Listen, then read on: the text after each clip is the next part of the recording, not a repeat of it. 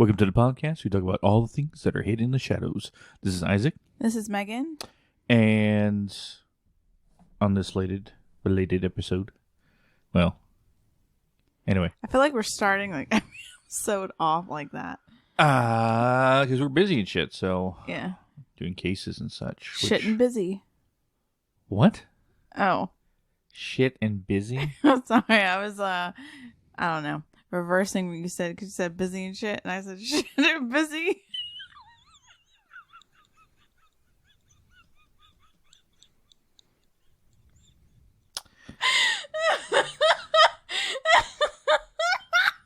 Okay. Okay. Whoa, calm down. Already starting off the episode rough. I'll wipe those tears out of your eyes. Anyway, I know it's been like a while since we actually had episodes coming out, but if you're a loyal fan, you've stuck with us and you've been waiting impatiently. We got a lot of good stuff coming. Actually, a lot of episodes coming. One announcement before we get on to the episode. We are having a bonus episode this week that is going along with us, I guess. Anyway, so me and Megan's 10-year wedding anniversary is Thursday. Yes. The 9th. Oh my 7th. God. Oh my gosh. 7th. I don't know why you think 9th. Think about that. It's because this is the 9th month. That's right. 9/7/16 when we were married. Yeah. Excuse me. 9/7/13. Man, you failed on all levels there. 16 was when Killing was born. That's right. Yeah, 10. So 2013 is when we were married. Oh my God. Because 10 years is 23. Yeah, you just butchered that.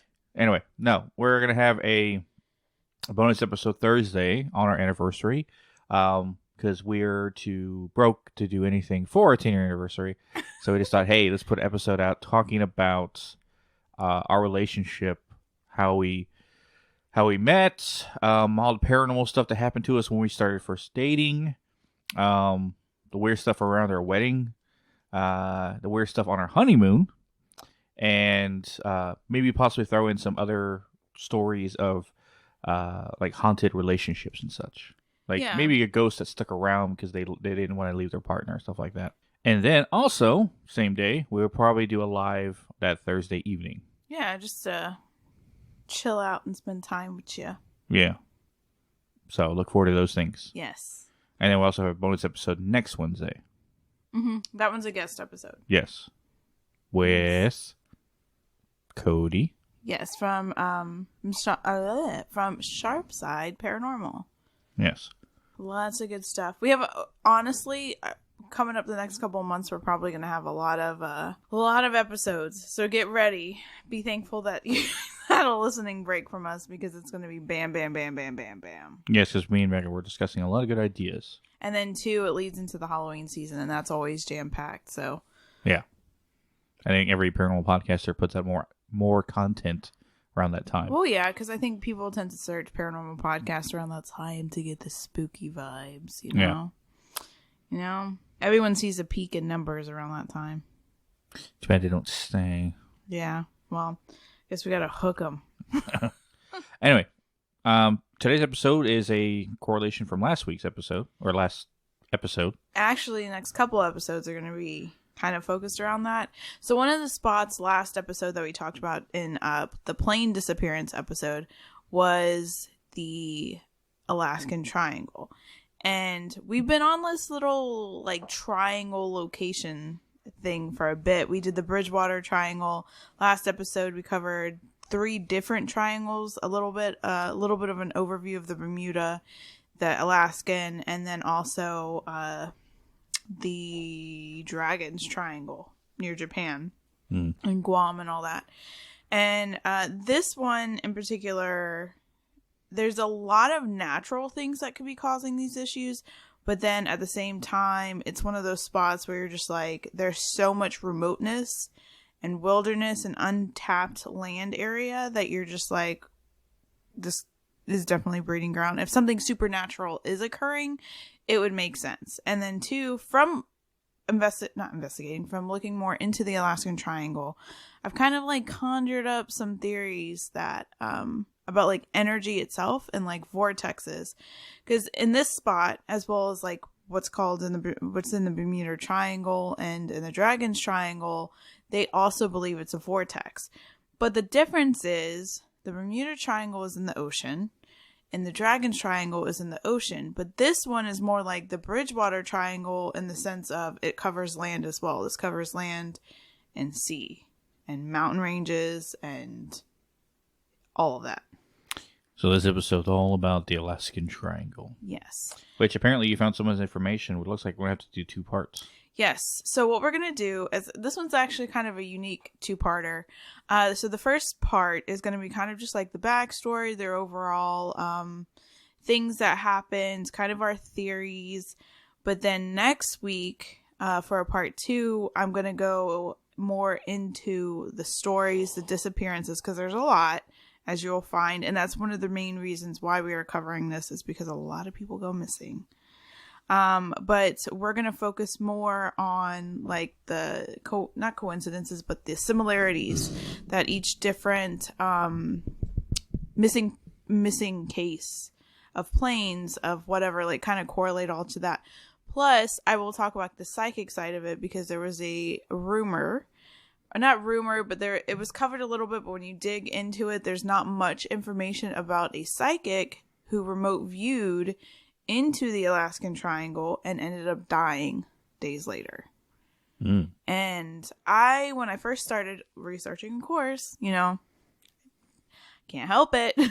I remote viewed, and I will share with you what I saw, what Isaac had to pull from me from remote viewing, what I think went on, why somebody would become ill if they remote viewed in, and then also more of the psychic side. I'm going to remote view as I'm doing the episode. So you didn't tell me that. Yeah, I don't know, that just came, I don't know, I felt like that needed to happen, so we're gonna test that. We're gonna see, because my remote viewing has gotten crazy, and that's partially why too this episode is late, is because I went through like a serious upgrade of I don't even know what. So it's like my abilities were at a 3 and they just amped up everything to a 60. So like I am smelling, hearing, and everything else when I remote view. It's getting crazy. But I was thinking in my head, why not share with you guys something that I do on a regular basis? So yeah, we're gonna test that out and see how that goes. Because I know you get annoyed when I ask you questions when you're remote viewing. Yeah, so we're gonna test that out and see what that's like. Because like I said, the remote viewing has got more intense. And I'm hoping I can kind of... So when you hear it in the episode, we'll have a part where I'm actually going to remote view and Isaac will ask me questions. And I will be remote viewing when I'm doing it. So yeah. So that's part 2, right? Yeah, that's going to be part 2. All right. So it's more like the psychic side, the disappearances, all of that. This is just like giving you guys all of the information that's kind of already out there in terms of the backstories, what they think is going on, are maybe theories on what they think is going on, and then we'll probably put our final like nail in the coffin theories at that part 2. Get what I'm saying? Yeah. Well, Alaskan Triangle is something new to me. As much as I've been fascinated with the paranormal, there's a lot of stuff out there that I haven't heard of. So this would be something new for me. Yeah. So with the Alaskan Triangle, it is a triangle, obviously. So you have Anchorage to the south, Juneau to the southeastern panhandle, and then Barrow, which is no longer called Barrow. It is, I would try and say it, but I know I'm going to absolutely butcher it, because it's an indigenous name. But it's a small town on the north coast. So you have those points. But the reason why the Alaskan Triangle is looked at as being, whoa, something is going on there, is because since 1988, they've had more than 16,000 people go missing. Basically 4 in 1,000 people go missing. And that's the thing that is really kind of like confusing scientists and investigators and things like that, because there's so much unexplained stuff there, and it hasn't been looked at completely because of the climate and the weather that takes place in Alaska. Because the way Alaska is, it's got severe weather, very dense forest, huge mountain peaks. 17 out of 20 of the tallest peaks in the United States are in Alaska. Massive glaciers, hidden caves, deep crevices. And that's one of the things that they think could possibly be why some planes go missing, is that they crash in these crevices and snow. And they have year-round snowfall, and I didn't know that. But actually the northern part of the state goes into tundra. So that's interesting. And a lot of the different areas are inhabitable. So that's interesting. Playing more on the natural and logical kind of ideas of why people go missing. You know, they venture off, they think that they can go out and go to these places, or they think they could fly their planes, and sail the ships and stuff like that. And then it ends up being that the weather changes, that everything just goes downhill. And there was a show that I was watching, about the Alaska Triangle. I believe it was called Missing in Alaska, where they actually start flying near where a lot of these shipwrecks, and not shipwrecks, but plane wrecks occurred. And you could see the weather immediately changes. So one of the main stories that came out about the Alaskan Triangle that we mentioned in last episode was October 1972, when the small plane that was carrying the U.S. Congressman Hale Boggs of Louisiana, Alaskan Congressman Nick Begich, an aide, and the pilot, and basically disappeared while flying over the Alaskan Triangle. Now, a lot of scientists, like I said, say basically like these planes, they hit bad weather, or they think that they can fly through this area and there's weird stuff happening, and they get disoriented and they crash in these crevices, and then snow covers the plane and they can't find them.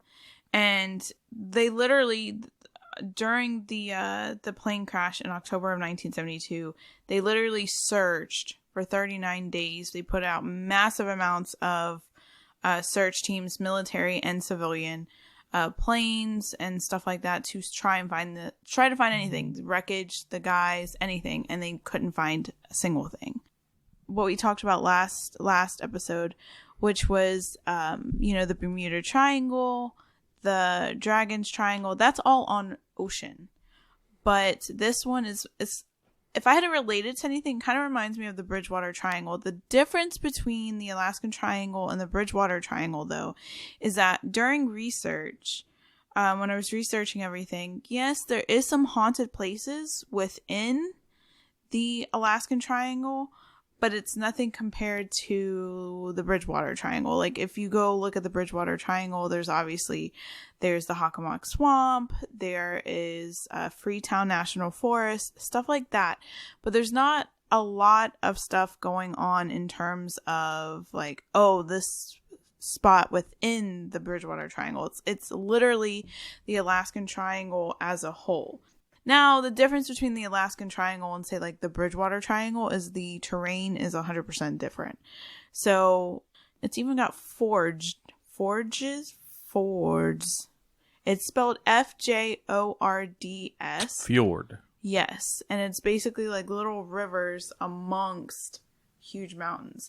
And they normally only have that in, like, I think it was like Norway is one spot, Chile is another spot that has them. Well, the word fjord is a Nordic word. Yeah, it's it makes for very, very pretty scenery. And that's the thing with Alaska, is it's absolutely beautiful, but the wilderness itself can be very dangerous, because not only are you dealing with animals, but you're dealing with the ease of getting lost. Even experienced hikers and people like that get lost.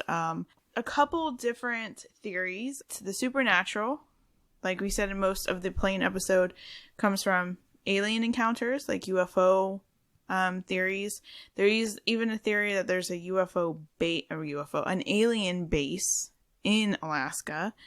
And then there's also cryptid sightings. There's Bigfoot sightings, but in particular, there is a native folklore about a half otter, half man type of being called the That's the weirdest combination ever. Yeah, I know. But when you hear about it, kind of, to me, it sounds similar. How it lures you, I should say, is kind of similar to like a Wendigo or something like that.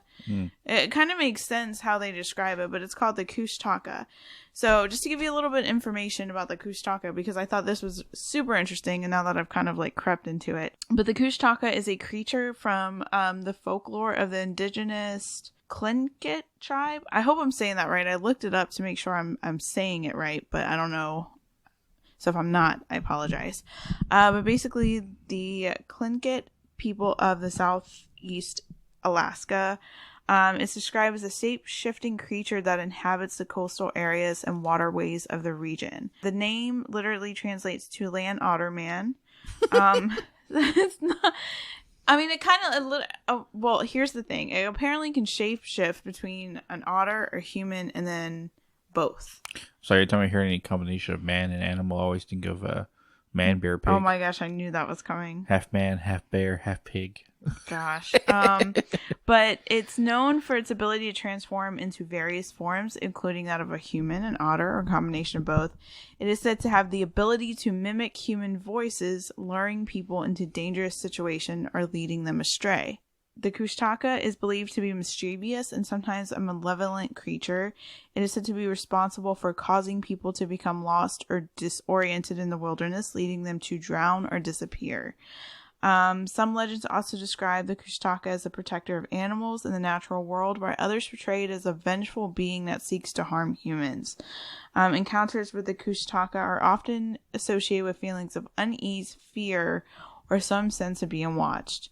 The Tlingit traditions and stories caution against venturing alone near waterways or coastal areas, especially during the night, to avoid encounters with the Kushtaka. So that's one kind of like cryptid idea that people think that's why so many people go missing. They get taken by the Kushtaka. Almost like a degree of a skinwalker. Kind of. And then it also reminds me of like a mermaid had legs and not a tail. You know what I mean? Would you just be a man? Never mind. But you get what I'm saying. A mermaid with legs? You mean the human top with the human bottom part? Wouldn't that just be a person? Yeah, I guess you're right. But you know what I mean? Because like it can walk, because the way it lures people and then drowns them. Yeah. Siren. Reminds me of a siren. The aspect of a siren. So that's one thing. So, and then, of course, like most of these triangles, there is the idea that there is a energy vortex. A portal. Well, that's what I found out. Did you know? And that's what I did not know, but technically a portal and a vortex are different. How? A portal opens up, right? Mm-hmm. This is what I looked it up. Like I literally asked Google, is the vortex and a portal different? Because I was thinking that it was somewhat the similar thing. And it said that technically people like to kind of like say it's the same thing, but technically it's different. So a vortex is almost like stagnant energy, like just energy there. When a portal, it kind of gives a gateway to the other side, like to the other side. It's energy, but it's almost like a door, when a vortex is more just like a spinning ball of energy. Now it makes me wonder how many vortexes I've closed versus how many portals I closed. Yeah. So, like I said, that one of the concepts that they think is energy vortex. So, essentially, an energy vortex is swirling centers of energetic energy concentrated in specific places where energy cracks the most. Apparently, it spirals in a cone shape, clockwise or counterclockwise, and which direction it goes determines if it's a positive or a negative vortex. So you want to think of positive vortex as kind of like a place where like healing and you feel just at peace and stuff like that. So you would think a positive vortex would be like Egyptian pyramids, Stonehenge, the Sedona Desert, sacred temples, churches, stuff like that. And then the negative would be like the Bermuda Triangle, Japanese Devil's Sea, Easter Island, like that kind of thing. So, and positive positive vortexes, they go in a clockwise motion, enhancing energy flow. And then the negative go the opposite, and they cause a depletion or draining of energy in the area. Dun, dun, dun.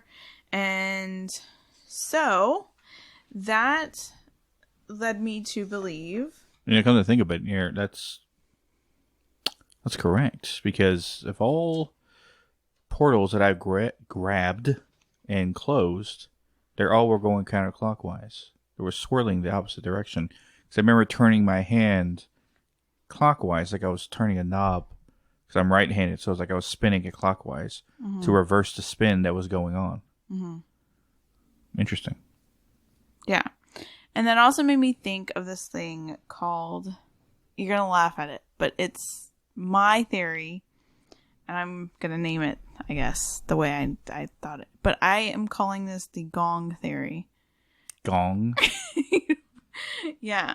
So a gong, when you see a gong get hit, right? Or you hear it too, it starts at a center point and it radiates, right? Like, da, like that. And so I have this theory that these places that are vortexes, certain things, I don't know how yet, I gotta research more, but hit a center point or cause a center point to then get hit and radiate energy, causing mishaps from people. Like planes or disorientation even around you if you're around it. Because if a positive vortex can give you energy, essentially, and the opposite drains you, I could see how disorientation and stuff like that could occur. And it also makes sense for what you said about how it's almost like there's like energetic like volcanoes that randomly erupt or whatever, right? That's what it kind of reminds me of. Like there's some, I don't know, maybe a change in the atmospherics or something like that that causes these things to go off. But I think that could be one of the theories that happens. The Gong theory. You gotta find a better word for that. But well, no, because that's the thing. That's the thing that's the craziness. So actually, when I was researching everything about vortexes, that's what I kept seeing like a gong, and I was like, why am I seeing a gong? Right? And that's the best way I could describe it. And that's what it was showing me is like when somebody hits, the energy radiates. So like say you're flying and all of a sudden, I don't know how, but something hits that center point and sends out like a ripple, like a right of just like energy. And it's supposed to be draining. It would make sense for that to mess up instruments, for that to mess up everything. Because, of course, with the Alaskan Triangle, just like every other triangle that's described, they mention electromagnetic anomalies and stuff like that can mess with the compasses. Because a lot of people have said that their compasses have been off track by 30 degrees. Yeah. So, could that happen? Because you got to think, like, some people flying wise can go through these things, the Bermuda Triangle, the Dragon's Triangle near Japan, and then this one, they can fly through the Alaskan Triangle. So why are some planes going through but they're not getting affected? I don't understand that. Sounds like as much as I like the cold, looks like we make a trip way up there. Yeah. But I often forget that Alaska is like northern west Canada. Yeah. No, it's very, very beautiful though. Like, if you look at pictures, it's really nice. So that's one of the things that they are also saying is that, and I don't think it's a portal, because I think if it was a portal, well, it depends if you're talking about a portal to another dimension, or if you're talking about a portal like just where spirits can come in and out. And because that's the thing, is like when you research Alaska, you don't hear, like when you research the Bridgewater Triangle, you get all of these places that are haunted within the Bridgewater Triangle. But with the Alaskan Triangle, you don't get that. You just get like people are missing. And why are they missing? And that's the thing is, like, you can't not say there's not some natural theories coming through. I mean, obviously, you know, somebody, especially because Alaska gets a lot of tourists that probably don't know what they're doing when it comes to the terrain. The wilderness. Yeah. And there's, like, again, it's remote. So you don't even know what animals are out there, you know? And I know when I was researching, because I always like go into the comments of like videos and stuff like that. One of the things was that this one person who, I think I talked about it last episode, but she grew up in Alaska. She grew up in the remote area, and she lives now near the national forest. And she says, you know, she's grown up knowing the different animals in the area and what they sound like and stuff like that. You know, injured animals, baby animals, like all of the animals that are native to that part of Alaska.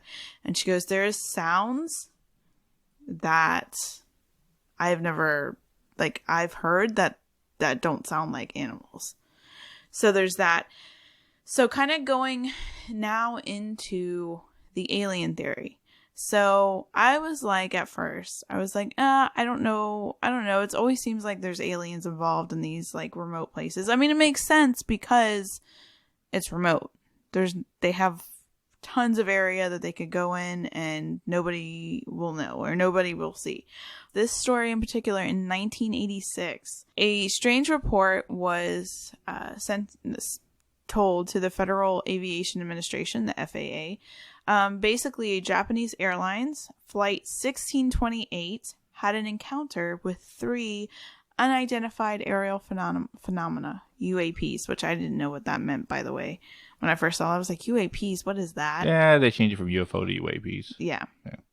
So basically, the pilot said that he was flying and he noticed, at first he thought it was military, but then he noticed the UAPs were keeping pace with the planes as it was moving in erratic motions while emitting bursts of lights. And these claims were verified by civilian and military radar. But there was 3 of them that was flying next to the plane. Could you imagine looking out, like being on a plane looking at what the hell is that? There's something by the wing. Something. Oh my gosh, every time. But that kind of... I looked out the window when I was flying from Denver. It's like trying to see if there's anything out there. Like, nope, nothing but clouds. Yeah. That's so crazy. But that's one thing that is discussed. Now, because I am who I am, I tend to also look around these triangles for one, because Alaska does have a lot of missing people overall. And there is people that unfortunately kill people. And so I always look around these triangles to see if like any serial killers ever go near these areas. With all of this negative energy, you would think that maybe they are automatically called, like, you know how like a positive person might be drawn to like a place that has light and all that stuff. So I was wondering if there was ever a serial killer in the in the Alaskan Triangle. There was some. I didn't mention it in the Bridgewater Triangle episode because I always get weird when we start getting true crimey, but there was some around the Bridgewater Triangle area. Outside, not inside. And this is also what I find interesting about this one in particular but when I first started looking into the Alaskan Triangle, and this was even before I like started saying that we were going to do an episode for this. This is just me looking into it for the plane episodes. It took me to it just made me feel like there was like predator, like serial killer vibes. And I have a theory that that there is serial killers out there that the government does not disclose to people that are in remote areas. And there was one, his name was Robert Hansen. He was a serial killer in the 1970s and early 1980s in Anchorage, Alaska. So he was classified as an American serial killer, and he was known as the Butcher Baker. He operated in and around Anchorage during the 1970s and early 1980s. He was born in Iowa, but he moved to Alaska in the early 1960s and settled in Anchorage, where he worked as a baker and owned a bakery. Hansen's crimes were brutal. He basically targeted young women, predominantly prostitutes and dancers, whom he would abduct and take to remote areas in the Alaskan wilderness. He would release them and hunt them with a rifle, treating them as prey. Yes, Nicolas Cage was in a movie about this. Was there a movie about this? Yeah. He would fly his victims to remote areas in his private plane. His crimes went undetected for several years due to his careful planning and the way, I guess, he would once his victims were not alive, how he would bury them, or I can't find a word. Dispose, yes. Yeah. I don't know. I don't like that word. In 1983, though, one of his intended victims, Cindy Paulson, managed to escape and report her ordeal to the police. Her testimony led to an investigation that uncovered evidence linking Hansen to multiple murders. In 1984, Robert Hansen was arrested and charged with multiple counts of murder, kidnappings, and sexual assault and other crimes. He eventually confessed to killing 17 women, although it is believed that he may have been responsible for more victims. Hansen cooperated with authorities and provided information about the locations where he buried some of his victims. In 1984, Hansen was convicted and sentenced to 461 years plus life in prison without the possibility of parole.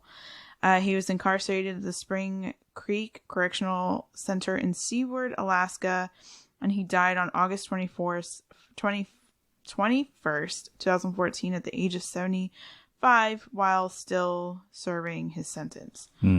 Which I found it interesting. You know, like, he flew planes to the remote areas, and he flew in the Alaskan Triangle, why he never had any issues. Isn't that weird? Yeah. How did he not have any issues? You gotta think 17 victims, he at least did it like 17 times. So, you know? Yeah. And he was an active flyer, so how... And he wasn't even from Alaska. That's another thing. He wasn't from Alaska, so how did he do it? It just doesn't make any sense. So, I don't know. Because I always like to look at the true crime aspect to that, especially with missing people. It's the first thing you kind of wonder. And that was the first kind of vibe that I got when I was looking into the Alaskan Triangle. So I thought it was very, very, very interesting when... And a shout out to Mike from Unknown Paranormal, because he was the one that actually found out about that. So, but yes. So that is pretty much it on the backstories and stuff of the Alaskan Triangle. There is tons of disappearances and stuff like that we're going to get into in part 2. And like I said, I am going to remote view there and kind of cover more of the psychic side of things. When it comes to Alaskan Triangle, what I feel, this is the thing though, with the when I look at like the Bermuda Triangle and I look at the other triangles that we've covered so far, so the Bridgewater Triangle, I go, oh snap, you know, that's intense. If I had to rate intensity, it would probably be 7 out of 10, close to 8 out of 10, right? It's intense. It's intense. I should say, like, what is there, like, entity-wise, it is intense. But, and the Bermuda Triangle, it's got something going on, I believe. Like, vortexy thing kind of going on. I don't think it's a pocket to another dimension. And I also think that there's alien occurrences around these things because of the energy. You know? It's intriguing. I feel like there could be... but there's alien encounters everywhere. To a degree. You could be... What was that one city that the random thing crashed in their backyard or something? It was a city. Yeah. So that's what I'm saying. Like, it can literally happen everywhere. Is it because there's an actual vortex there that's happening? Who knows? But... the Bermuda Triangle is intense, but I don't know. It does not feel the same as the Alaskan Triangle. The Alaskan Triangle, I would be scared to go in the Bermuda Triangle as well, but there is something different with the Alaskan Triangle from the triangles that we've covered so far. And it is gnarly. Yeah. But it's not like entity wise. Like the Bridgewater Triangle reminds me of, oh crap. It's intense, but it's like entity intense. But this is like, it's a mixture of things to me. If I were to put my theory down, it's a mixture of things. Like I think you have just like an energy vortex that throws things out of whack, that ignites like the Gong, or that ignites like your energy volcano theory. And certain things, I don't know why, I don't know how, like it gets ignited, but that's what I think happens there. But then I don't know, I'll save it for the other episode, but I think there's people involved there causing the disappearances. Not all of them, and like I said, it's like an even share of what's actually going on. But well, mulling over everything you talked about, majority of my theories of one has a relate more with the paranormal. Because applying your Gong theory and the possibility of how vortex works, creates a whole new concept of idea why I thought it was paranormal to begin with, or even why that place is even that way, and why a lot of places are that way. So I'll save that for part 2. But people are like, what? What part 2? Part 2 is going to be kind of intense, and I just wanted to give you guys an overview because there is a lot, but the disappearance stories is a lot too, and I definitely want to try and see if we can like put together a pattern that's maybe across all of these different ones, because it's all different kinds of people. There's like multiple people, there's individual people that go missing, there's planes, there's stuff like ghost ships even that occur in this area. So also, because it relates to what I pulled from your mind force as well. Yeah, get ready for that. So and then 2, do you think something like the Kushtaka, I think is how you say it, could exist? Something like that? It's strange that the land triangles, land, not water, Bermuda and the Dragon Triangle are in the ocean, right? But land, well, then again, who knows? I was trying to say something. Maybe there's some correlation to it, but it seems like the land triangles have cryptids, right? From the Pukwudgie and the Bermuda Triangle. And the Bridgewater Triangle. It's got a fucking ton of damn triangles we're talking about. Yeah. In the Bridgewater Triangle is the Pukwudgie. Now in the Alaskan Triangle, there's the Kushtaki. What do you say it? Kushtaka. Yeah. The Otter Man. Yeah. Yeah. It seems to be almost always a cryptid with the triangle. So that makes me wonder if there's any kind of like weird ocean cryptids that are in the Bermuda and also the Dragon Triangle. And then 2, I think it's interesting because one of the things that I kind of looked up too with the energy vortexes is why is it in like triangles, like triangle areas? I think it's just a shape that associates with the cities. Yeah. It could be an octagon if you wanted it to be, or a circle. Yeah. So technically the spiritual idea of triangles is that it's a symbol of balance, harmony, and spiritual significance. Triangles are often associated with the elements earth, air, fire, and water. The Trinity also, mind, body, spirit, and then the divine feminine and masculine energies. And apparently just the triangle is a very important like amplifier of energy. Interesting. Yeah, I think that's it for the overview. Definitely got some weird stuff going on there. In conclusion, majority of our theories of what's going on seem to be more on the supernatural side than actual physical. Granted, there's a lot of animals, wilderness, and it's hard terrain and stuff like that. People easily can get lost, right? Because of the weather and the terrain altogether. Same goes for national forests and woods here in America, i.e. the Appalachian mountain trails, Colorado, the Rocky Mountains and stuff like that. Any kind of woods and forests, natural forests, it's just all woods. People go missing all the time. So there's a logical reason for people missing. But with enough, we call it electromagnetic energy that's influencing the instruments of anything that flies through, or even people's compasses, stuff like that, that tends to be a little bit on the not so natural occurrences side. Yeah. So. Well, I think too, like when you think about it, like anybody that goes through you even think about like portals or spirits that have tons of energy behind them. a normal, like, alive person feels can feel dizziness, disorientation, vertigo even. So imagine if you fly through a massive, like, vortex. You're going to feel stuff like that. And so I just find it interesting. I don't know. I feel like it's a vortex. Well, we'll talk about that in part 2. Yeah. All right. So that wraps us up for today on the Alaskan Triangle part 1. Look forward to Thursday for our anniversary episode. Not anniversary of the show. Anniversary of me and you's marriage. Yep. Yes. And then we'll do a live that evening as well. And then next week, we'll have part 2 of the Alaskan Triangle out as well. Also with the bonus episode that following Wednesday or Friday, whenever we put it out. We're not putting down days when we're going to put stuff out. Because it never works out. We could get an emergency call from some random person, the paranormal team we're associated with, and they're like, oh, we need you to do this. And then that goes our whole evening. So it's spontaneous most of the time, but we will try to get it out as soon as possible with everything coming out. But I know for sure Thursday is going to be our anniversary episode. Yes. But as always, you can catch our social medias at Hidden in the Shadows Podcast on Instagram, Hidden in the Shadows 6 on X. I was going to say Twitter for a second. Hidden in the Shadows Podcast 2 on TikTok. Our links to all of social media and always you can listen to us at hiddenshadowspodcast.com. But as always, we'll catch your weirdos in the next one. Yes.